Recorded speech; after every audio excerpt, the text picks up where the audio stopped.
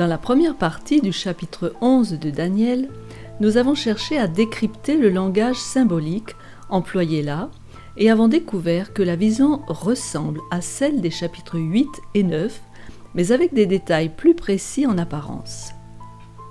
En comparant les événements décrits là et les guerres constantes avec l'histoire des pays concernés, nous avons retrouvé des similitudes. Commençant par l'empire médo-perse et ses différents rois, nous avons retrouvé l'empire grec d'Alexandre et les 4 généraux qui lui ont succédé, et toutes les guerres intestines qui les ont opposés. On connaît le désir de suprématie de l'homme, le vieux rêve de la domination mondiale qui anime les gouvernants. Mais l'intérêt d'en haut dans la prophétie se situe au niveau du peuple de Dieu. En l'occurrence, la Palestine et Jérusalem se trouvent toujours au cœur du conflit, car situées entre les rois du nord, les Séleucides, et les rois du sud, les Ptolémées. Jérusalem s'est retrouvée envahie, annexée et souffrante. Le cours de l'histoire avait vu ensuite la montée de Rome comme empire universel, et là encore les Césars, ou empereurs, des dieux sur la terre, ont conquis avec violence et fureur les pays du pourtour de la Méditerranée. Ils ont aussi conquis la Palestine, et c'est dans ce contexte d'occupation romaine que Jésus est venu sur terre. Dieu a laissé s'accomplir ces événements, mais nous voyons tout au long qu'il veille, et qu'il est le maître de l'histoire, disant « jusqu'ici et pas au-delà ». Après la Rome païenne, la Rome papale va arriver sur la scène de l'histoire, et là, le peuple de Dieu est très concerné, car ce pouvoir va lutter contre lui sur le plan spirituel et amener une longue période de persécution de 1260 années avant d'être blessé à mort et connaître une fin apparente pour un temps. La réforme a pu accomplir son œuvre de libération des esprits, ce qui a conduit à l'expansion de l'Évangile et l'essor des sciences et de la connaissance. Les 1260 années se terminèrent en 1798, année qui inaugure l'avènement du temps de la fin. C'est là où nous en sommes arrivés dans la première partie plus historique de ce chapitre, je dirais. Comme les interprètes diffèrent sur le sens de tout ce chapitre et que nous vivons dans le temps de la fin, je vais m'efforcer de vous proposer un autre regard possible sur Daniel 11, surtout dans la dernière partie, à partir de la papauté. Le conflit nord-sud peut être vu comme un mérisme.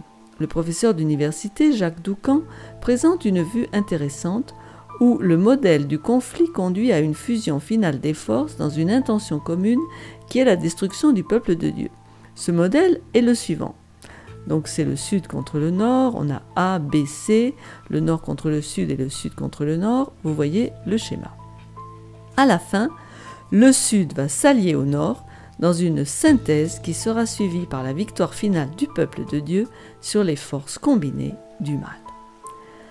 Les grands thèmes du chapitre 11 qui ressortent du scénario sont le conflit, donc premièrement, entre le nord et le sud, l'alliance nord-sud, et troisièmement, le conflit avec le peuple de Dieu.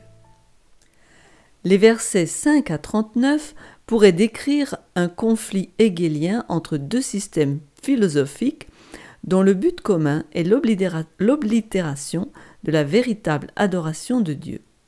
Un verset important nous permet de soupçonner ce but commun. C'est le verset 27 du chapitre 11. Les 2 rois chercheront dans leur cœur à faire le mal, et à la même table, ils parleront avec fausseté. Mais cela ne réussira pas, car la fin n'arrivera qu'au temps marqué. Donc les 2 rois sont en conflit, mais en fait ils sont assis à la même table, et racontent des mensonges. Alors, voir ce chapitre comme un mérisme n'enlève rien à l'interprétation littérale, mais ajoute seulement une autre dimension.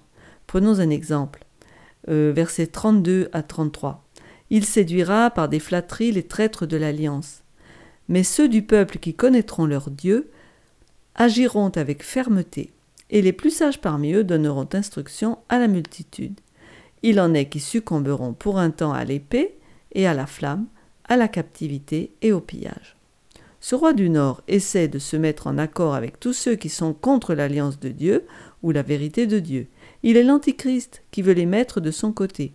Mais certains vont lui résister et seront persécutés et tomberont.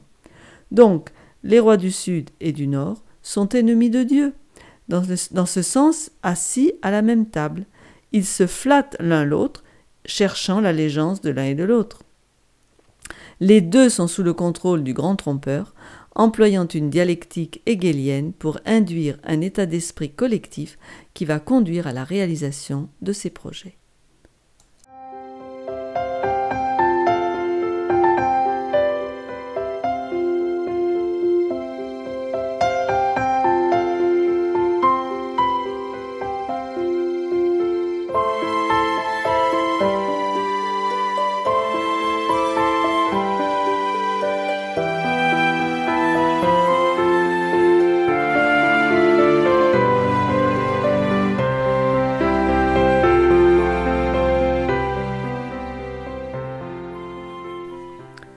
Daniel 11, le temps de la fin, le roi du Nord et le roi du Sud, deuxième partie. Nous allons nous intéresser aux versets 40 à 45. Au temps de la fin, le roi du Midi se heurtera contre lui, et le roi du Septentrion fondra sur lui comme une tempête, avec des chars et des cavaliers. Vous voyez que le langage est complexe. On arrive là donc au temps de la fin, époque dans laquelle nous vivons. Le temps de la fin, qui marque bibliquement l'aboutissement des périodes prophétiques de 1 jour égale 1 an, commence dans les années 1793-1798. C'est à cette époque que la connaissance des Écritures et la connaissance technologique augmentera, comme le dit Daniel 12 au verset 4. « Toi, Daniel, tiens secret de ces paroles et scelle le livre jusqu'au temps de la fin. Plusieurs alors le liront et la connaissance augmentera. » Et c'est vrai que la connaissance a augmenté à partir de ces années-là. La distribution des Bibles a commencé à augmenter en vaste proportion grâce aux sociétés bibliques, c'était aux alentours des années 1800. Cette plus grande disponibilité de la Bible a éveillé un intérêt mondial pour la prophétie biblique et les parties de la prophétie qui avaient été scellées purent être comprises par beaucoup. Une autre indication du commencement du temps de la fin se trouve dans le développement phénoménal de la technologie. Au début des années 1800, on a vu apparaître une flambée d'inventions.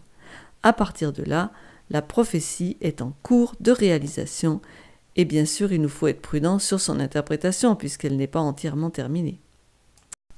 Je suppose que vous vous posez la question de savoir qui sont les rois du Nord et du Sud à la fin, à notre époque en particulier. Alors, on va d'abord élucider l'identité du roi du Nord. Pour comprendre qui est cette entité, il faut reprendre la typologie du roi de Tyr, qui est le type du roi du Nord. Tyr était une puissance économique, car les Phéniciens, c'est les mêmes, étaient des commerçants et des navigateurs des mers.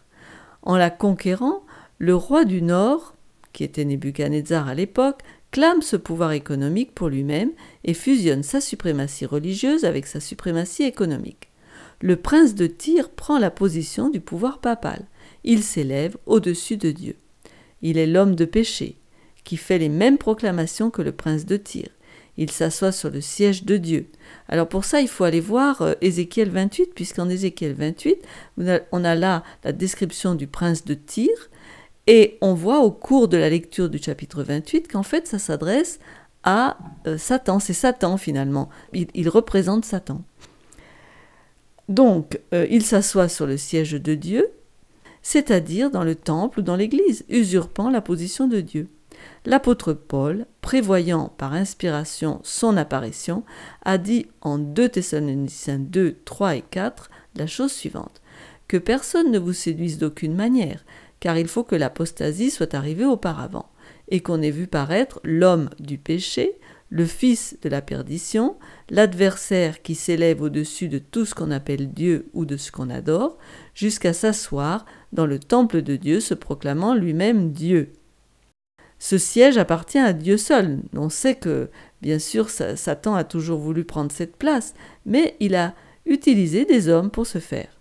Ainsi, le vrai prince de Tyr est le prince de Babylone, mais derrière ce prince terrestre se cache le prince céleste, qui a donné à ce prince terrestre son pouvoir.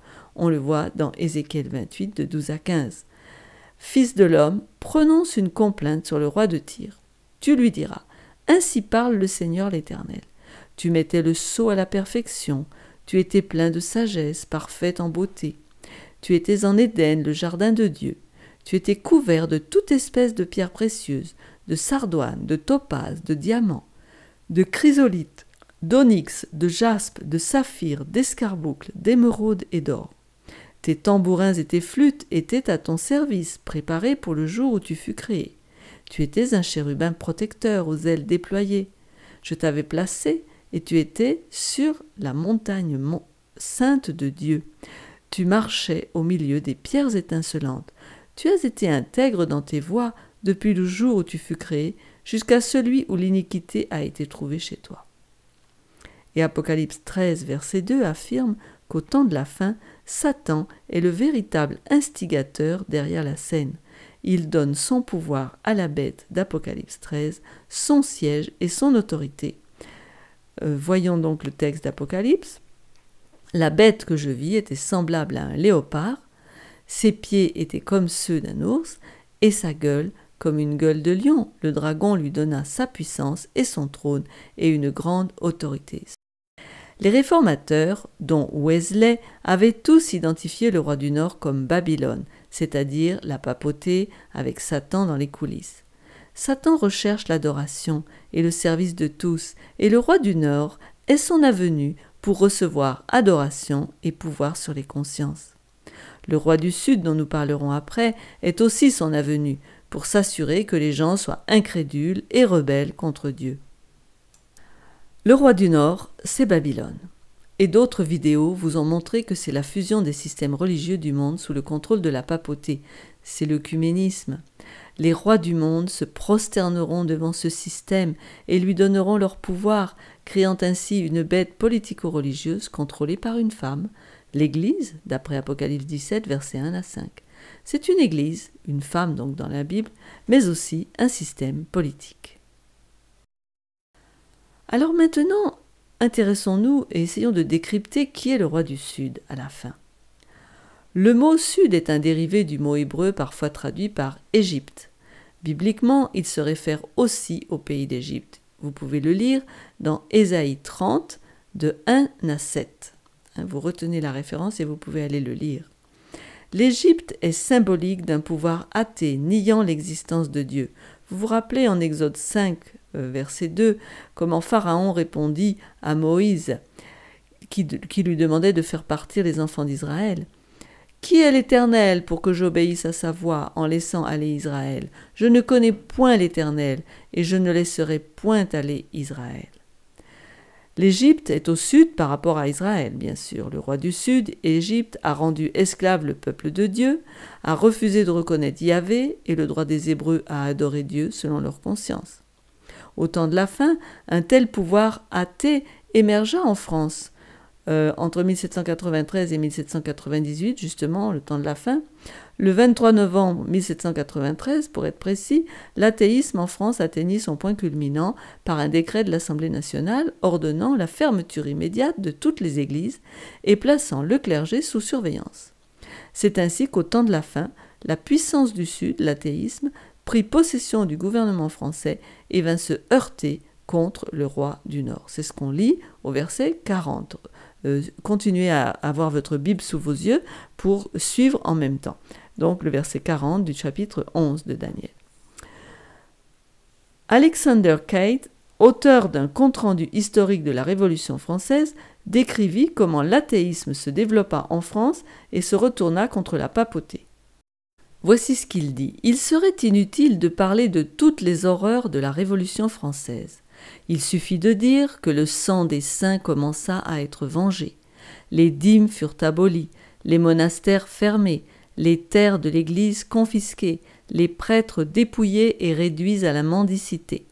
De plus, à une époque où toute autre forme de foi était tolérée, où l'athéisme passait pour une vertu plutôt que pour un vice, et où la liberté religieuse avait été proclamée, on contraignit le clergé de France à abjurer toute allégeance envers le Saint-Siège, l'Église romaine fut privée de son pouvoir temporel, et la domination lui fut arrachée.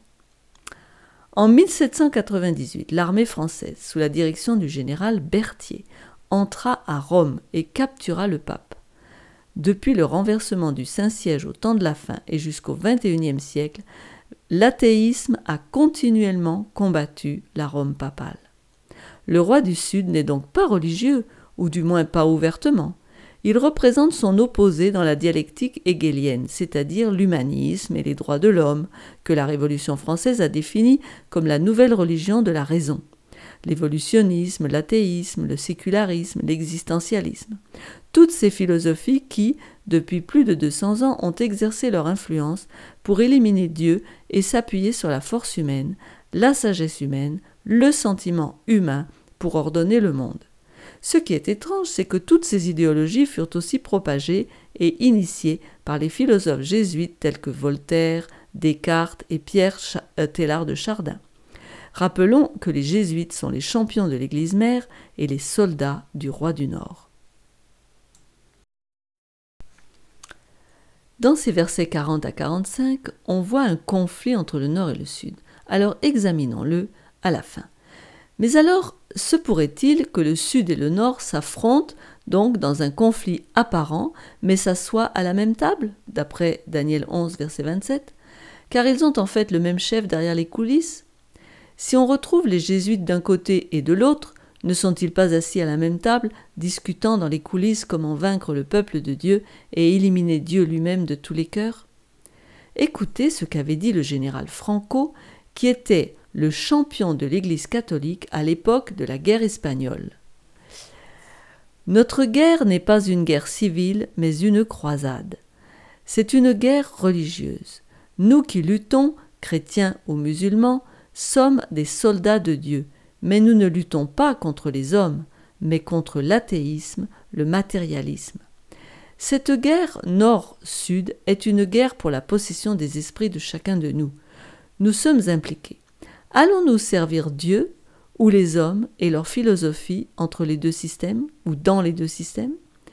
Il ne s'agit pas d'un conflit militaire, mais d'un conflit spirituel, je répète, et ce conflit nous concerne chacun. Laissez-moi élaborer encore un peu sur ce conflit nord-sud. Le roi du Nord va rassembler toute la confusion. Souvenez-vous que Babel, c'est la confusion des langues. C'est lui qui dirige la Babylone antitypique qui représente la fusion de tous les systèmes religieux qui, à la fin, vont faire la guerre à Christ. Le roi du Nord ne peut être l'islam, comme certains l'ont dit, car l'islam entrera dans cette fusion. On voit déjà aujourd'hui ces rapprochements avec Rome dans les rencontres interreligieuses. Pour établir son système politico-religieux universel qui fait la guerre à Christ, le roi du Nord doit d'abord vaincre toutes les idéologies qui l'empêchent d'exercer sa puissance. C'est pourquoi il flirte avec elles, mais pour les infiltrer et les amener sous sa domination. Il suffit de regarder les informations pour le voir. Toutes ces rencontres interreligieuses, les voyages du pape dans les pays, auprès des responsables religieux et politiques. Pour le roi du Nord, les philosophies contraires à la dominance religieuse sur les affaires de l'État doivent être éradiquées. La guerre est contre l'athéisme, le sécularisme, l'humanisme, comme l'a bien dit le général Franco. Pour former la Babylone antitypique de la fin, la bête, le faux prophète et le dragon doivent d'abord former une alliance grâce à l'œcuménisme. Alors, le roi du Sud devra tomber par étapes. Le roi du Nord va gagner le contrôle sur les forces politiques, religieuses et économiques, et la prophétie annonce que le roi du Sud s'alliera avec lui pour lutter contre Christ et son peuple. Lisons le verset 43. Il se rendra maître des trésors d'or et d'argent et de toutes les choses précieuses de l'Égypte. Les Libyens et les Éthiopiens seront à sa suite. Au moment de notre discussion, laissez-moi retourner au texte de Daniel 11. Reprenons la lecture à partir du verset 30.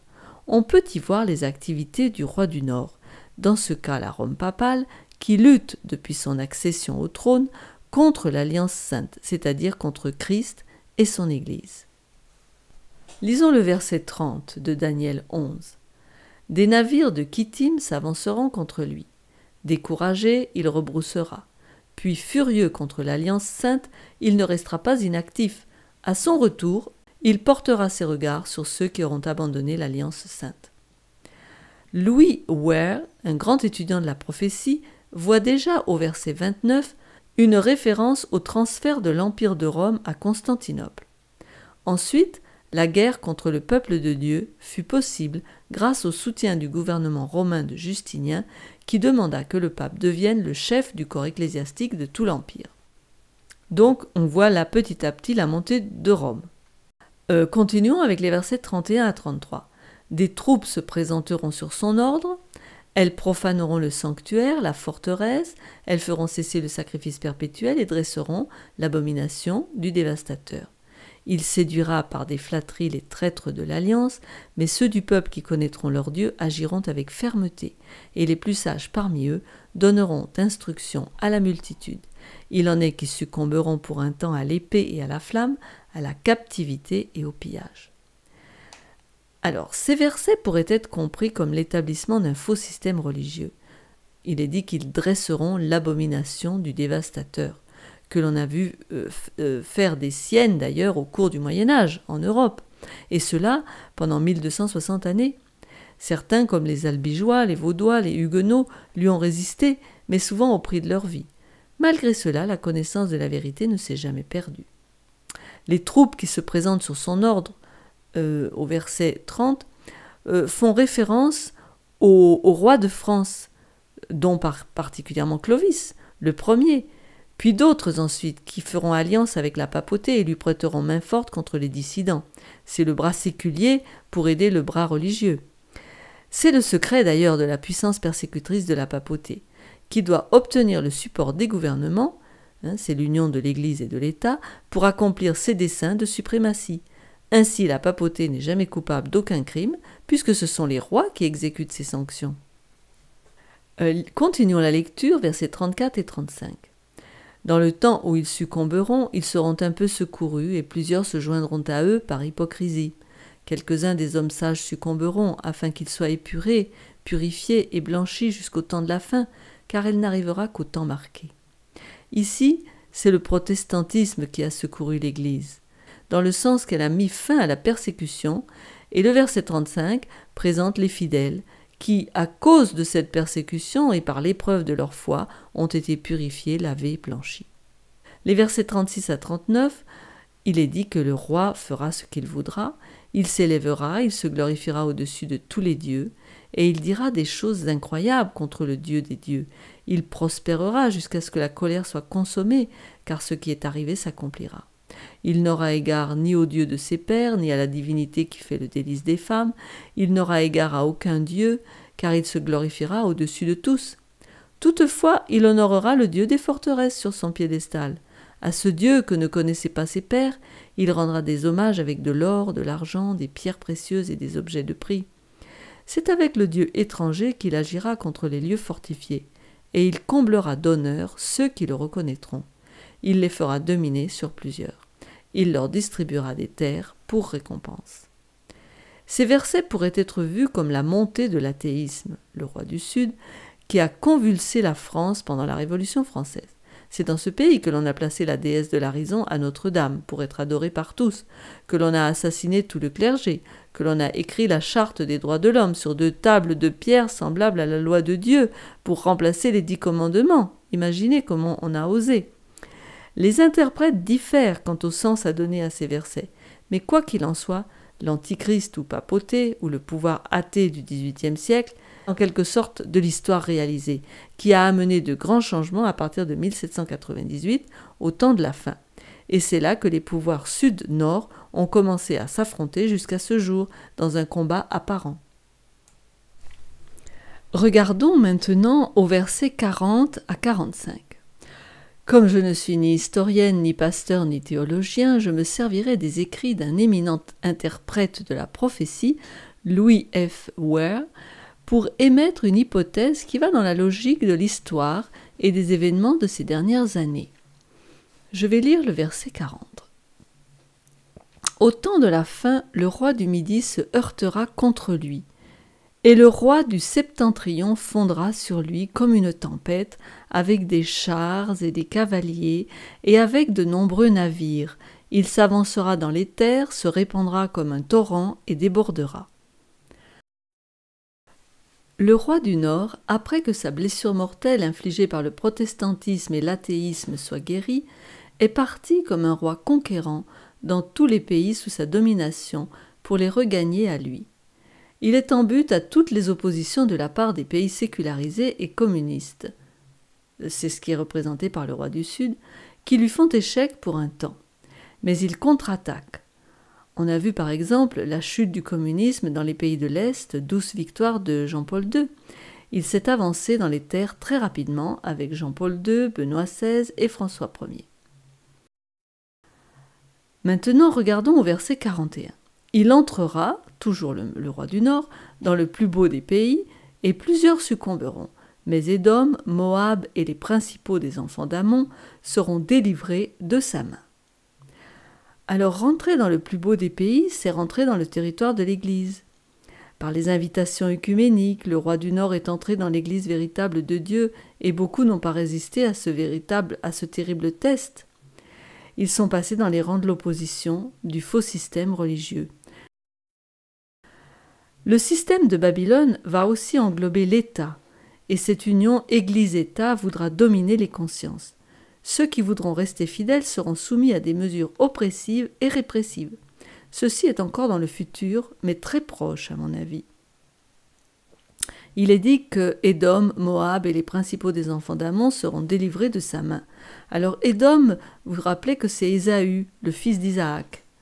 Ammon et Moab, c'étaient les fils de Lot par ses filles, donc fils de l'inceste. Édom, Moab et les enfants d'Ammon échapperont à sa domination. Ces gens constitueront un reste avec un état d'esprit abrahamique, ce sont des croyants, cousins d'Israël. Voyons Daniel 11, 42. Il étendra sa main sur divers pays, et le pays d'Égypte n'échappera point. L'Égypte représente le roi du Sud, les philosophies athées, le libéralisme, même jusqu'au Nouvel Âge. On voit là que la prophétie annonce une contre-attaque du roi du Nord contre le roi du Sud qui sera, lui, dépassé. Le roi du Nord emploiera des tactiques de peur au milieu du chaos des guerres et du chaos économique. C'est représenté par les navires, que l'on voit déjà se dessiner d'ailleurs à l'horizon. Depuis les mesures pour la pandémie, on a vu que sur le plan économique, il y a une grave crise. Les alliances militaires forgées par le roi du Nord serviront à forcer le monde à accepter une moralité collective qui sera dictée par lui-même. Même les élus seront en danger. Comme il est dit en Marc 13, verset 22, « Car il s'élèvera de faux Christ et de faux prophètes, ils feront des prodiges et des miracles pour séduire les élus s'il était possible. » On avance au verset 43 maintenant. Il se rendra maître des trésors d'or et d'argent et de toutes les choses précieuses de l'Égypte. Les Libyens et les Éthiopiens seront à sa suite. Le roi du Nord contrôlera l'économie, l'or et l'argent, les choses précieuses du roi du Sud. Ce verset est un parallèle d'Apocalypse 13. Avant la venue de Christ, la domination mondiale du roi du Nord passera par le contrôle économique. Pour avoir plus de renseignements, vous pouvez regarder la vidéo sur l'image de la bête. La Libye et l'Éthiopie pourraient représenter le Proche-Orient et l'Afrique, respectivement, montrant ainsi l'amplitude de son autorité. D'autres voient là, dans la Libye, un symbole des pays pauvres. À l'époque, c'était un grand désert. Et dans l'Éthiopie, un symbole des pays riches, parce qu'à l'époque d'Israël, ce pays avait beaucoup d'or. On se souvient de la reine de Saba. Verset 44. Des nouvelles de l'Orient et du Septentrion viendront l'effrayer, et il partira avec une grande fureur pour détruire et exterminer des multitudes. Des nouvelles venant de l'Est et du Nord vont effrayer le roi du Nord, l'Église romaine. Que peuvent-elles être? L'Est et le Nord sont des symboles significatifs indiquant des actions du Seigneur.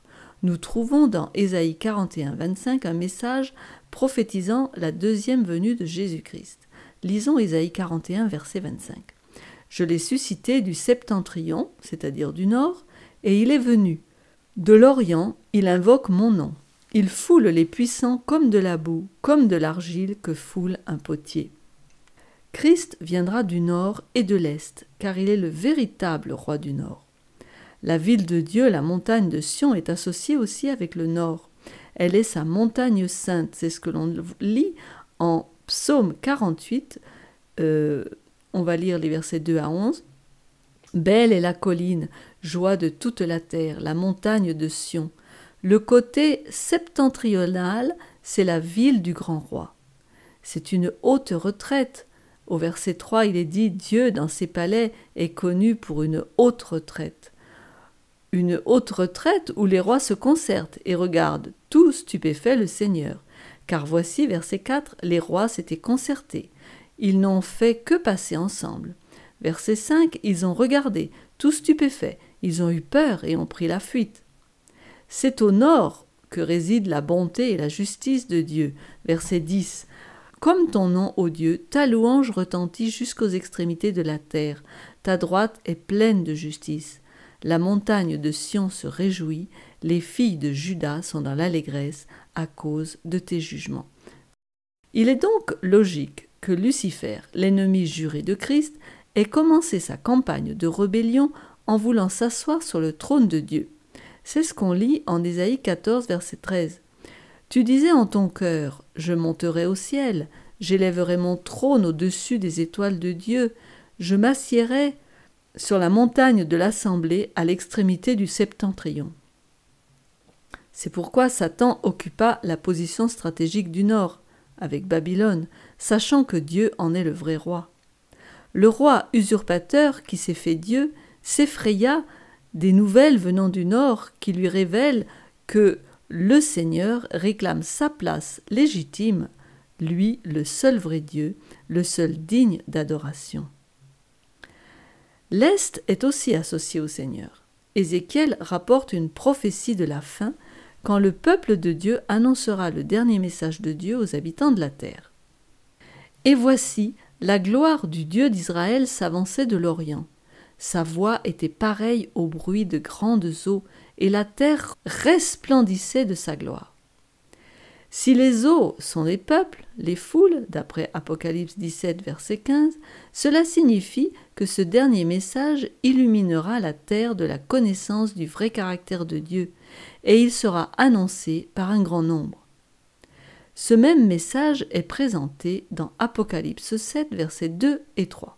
« Et je vis un autre ange qui montait du côté du soleil levant et qui tenait le sceau du Dieu vivant. Il cria d'une voix forte aux 4 anges à qui il avait été donné de faire du mal à la terre et à la mer. Et il dit, « Ne faites point de mal à la terre, ni à la mer, ni aux arbres, jusqu'à ce que nous ayons marqué du sceau le front des serviteurs de notre Dieu. » Cela veut dire que le caractère de Dieu sera reproduit dans le cœur et l'esprit de ceux qui reçoivent des nouvelles de l'Est. Recevoir le sceau sur le front, derrière le front on a le lobe frontal, indique l'acceptation intelligente et libre de l'Évangile. Vous vous souvenez que le lobe frontal est le siège du raisonnement, de la conscience, de la spiritualité. Ce message du Nord et de l'Est effraie le roi usurpateur du Nord et le rend furieux. La bonne nouvelle venant du Nord et de l'Est, par laquelle le sceau de Dieu est apposé sur le front de ceux qui embrassent les messages, restaure et exalte la vérité de l'alliance de Dieu avec l'humanité. On pousse un soupir car enfin le véritable évangile prévaudra et le faux système sera défait. La proclamation des bonnes nouvelles du salut, le scellement des enfants de Dieu qui seront ainsi revêtus de la puissance du Saint-Esprit pour lancer une grande clameur, un grand appel à l'humanité, va tellement troubler le roi du Nord qu'il va partir avec une grande fureur pour détruire le peuple de Dieu. On verra se réveiller un esprit de persécution et de haine tel qu'on l'avait vu au Moyen-Âge, et les croyants seront soumis à des épreuves très rudes et même à un décret de mort. Vous pouvez regarder nos vidéos sur l'Apocalypse, en particulier sur le décret de mort, pour encore mieux appréhender cette question. Il dressera les tentes de son palais entre les mers, vers la glorieuse et sainte montagne, puis il arrivera à la fin, sans que personne lui soit en aide. L'expression « les tentes de son palais » se réfère à une puissance royale. La traduction Moffat dit « Il plantera ses pavillons royaux entre la Méditerranée et la sainte montagne Cybèle, ou la glorieuse et sainte montagne ». Cela fait penser aux tentes luxueuses utilisées comme quartier général d'un roi oriental dans une campagne militaire. Celui donc qui plante ses tentes dans ce passage est un pouvoir royal et c'est toujours le même, c'est le roi du Nord, c'est Babylone, la fusion de l'Église qui contrôle les gouvernements de la terre. La glorieuse et sainte montagne ou la sainte montagne de Dieu fait référence à la montagne de Sion à Jérusalem. On peut lire en Ésaïe 2, 2 et 3, « Il arrivera, dans la suite des temps, que la montagne de la maison de l'Éternel sera fondée sur le sommet des montagnes, qu'elle s'élèvera par-dessus les collines, et que toutes les nations y afflueront. Des peuples s'y rendront en foule et diront « Venez et montons à la montagne de l'Éternel, à la maison du Dieu de Jacob, afin qu'il nous enseigne ses voies et que nous marchions dans ses sentiers. Car de Sion sortira la loi, et de Jérusalem la parole de l'Éternel. » Les mers, c'est la Méditerranée et la mer Morte, entre lesquelles se situait le peuple de Dieu, donc Israël. Les mers, symboliquement, représentent des peuples, des nations. Résumons-nous alors maintenant. Le sens le plus évident de toute la phrase est que cette puissance prend une position stratégique très forte pour une attaque directe sur la ville sainte, c'est-à-dire la véritable Église de Christ dans les derniers moments de l'histoire. Les puissances combinées du monde entier, l'Église aidée par les pouvoirs civils, sont conduits par les mêmes leaders qui essayent de faire la guerre à la petite Église de Christ impuissante en apparence. Mais le roi des rois intervient et interviendra au moment critique, et les disciples confiants de Jésus seront glorieusement délivrés. Puis il arrivera à sa fin sans que personne lui soit en aide. Je vais vous lire simplement les conclusions de ce grand étudiant des prophéties, Louis Ware, sur ce verset. Le roi du Nord n'arrive pas à sa fin jusqu'au moment des événements de la 6e et 7e plaie. L'assèchement de l'Euphrate, présenté en Apocalypse 16, verset 12, fait référence à la ruine de Babylone. Vous pouvez aller voir, si vous voulez, Jérémie 50, presque tout le chapitre est à lire, mais au moins les versets 34 à 38, et Jérémie 51, de 11 à 13. C'est quand le jugement de Dieu, ou l'assèchement de l'Euphrate, la 6e plaie est déversée, que Jean, dans l'Apocalypse, dit, Apocalypse 16, 17 à 19, « Le 7e versa sa coupe dans l'air, et il sortit du temple du trône une voix forte qui disait « C'en est fait ». Il y eut des éclairs, des voix, des tonnerres et un grand tremblement de terre, tel qu'il n'y en avait jamais eu depuis que l'homme est sur la terre, un aussi grand tremblement de terre. Et la grande ville fut divisée en 3 parties, et les villes des nations tombèrent, et Dieu se souvint de Babylone la grande pour lui donner la coupe du vin de son ardente colère. Donc l'assèchement de l'Euphrate et le roi du Nord qui arrive à sa fin sont la même chose. Donc le roi du Nord est anéanti au moment de la 6e et 7e plaie. Ces eaux de l'Euphrate ou Babylone, qui menaçaient d'envahir et de noyer Jérusalem, c'est-à-dire l'Église de Dieu, furent asséchées par l'intervention de Dieu en faveur de son peuple. Oui, à la fin, l'antitype de l'assèchement des eaux de l'Euphrate surviendra quand les eaux persécutrices de l'Euphrate entoureront le peuple de Dieu, ce sont toutes les puissances alliées contre Christ, mais quand ce déluge sera au plus haut et quand il semblera qu'il va l'engloutir, le jugement de Dieu tombera sur Babylone et fera cesser la persécution. Ainsi, comme les armées assyriennes périrent en dehors de la ville de Jérusalem, de même les forces de la Babylone moderne périront aussi en dehors des murs de la sainte habitation de Dieu, la glorieuse et sainte montagne. Ils ne pourront pas mettre les pieds dedans. Dans cette image présentée en Daniel 11, 45 et d'autres prophéties de la fin, la sainte cité impénétrable par les assauts de l'ennemi est une représentation de victoire pour tous ceux qui prêtent attention à la parole prophétique et ceux qui regardent constamment à Jésus sur sa sainte montagne. Ce verset 45 déclare que le roi du Nord ne pourra pénétrer la sainte cité où le puissant Sauveur règne. Ainsi, la prophétie de Daniel atteint son point culminant dans la victoire du peuple de Dieu. L'Éternel est le refuge de son peuple et le sera jusqu'au bout.